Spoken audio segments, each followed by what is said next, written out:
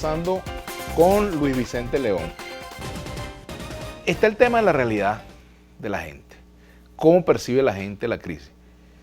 Y por supuesto que tenemos que meternos por allí. Pero antes, brevemente, para no dejar, digamos, por fuera lo que fue la parte final de tu última intervención, y es con respecto a la estrategia que de aquí en adelante va a seguir la oposición. Fíjate que ha habido críticas desde Pompeo, pasando por Abrams, análisis de medios internacionales como El País e incluso ABC, que han cuestionado o han dicho que la estrategia de esos 3 pasos del llamado mantra está prácticamente desfasado. Sí, bueno, yo creo que obviamente es indispensable redefinir lo que ha sido la estrategia opositora, pero lo diría que desde el principio tiene algunas fallas importantes, pero bueno, es muy fácil siempre verlo ex post, aun cuando yo he de recordar que en este programa, hace mucho tiempo, hablamos del tema de lo que era la falla básica de esa estrategia.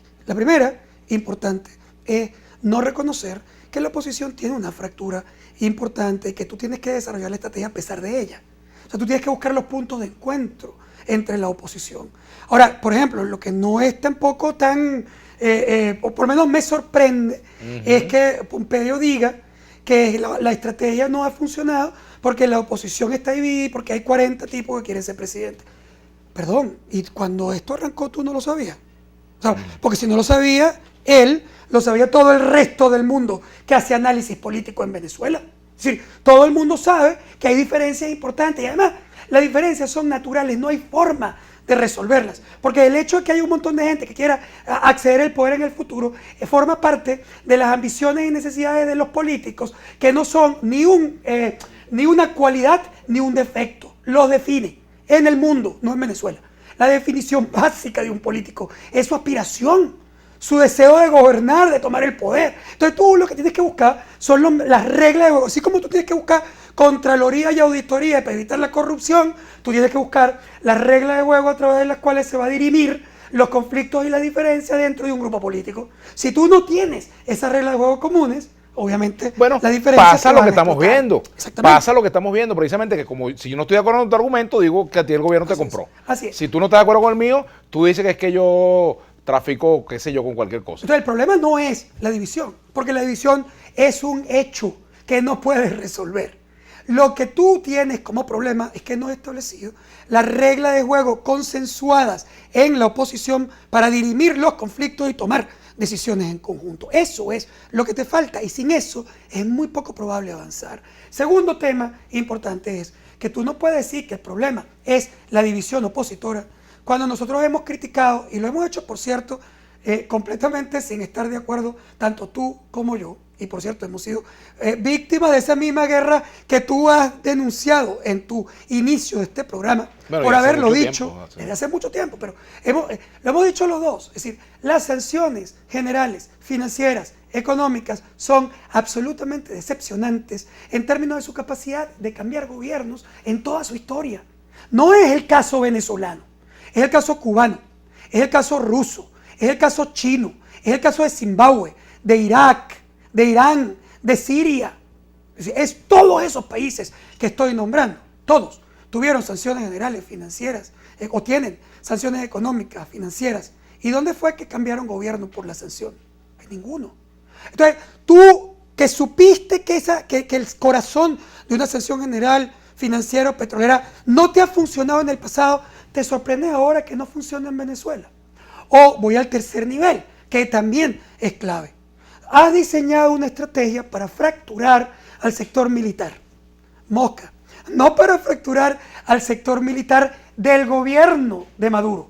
No para fracturar el sector militar del sector civil. No para ofrecerle al sector militar las garantías necesarias para que él permanezca controlando su sector, garantizando sus recursos, su poder y su integridad física y su libertad. No, sino para fracturarlo a él adentro, como el 30 de abril, o sea, tratando de que se fracture y que esa fractura saque a Maduro del poder con la facción más grande que se fracture.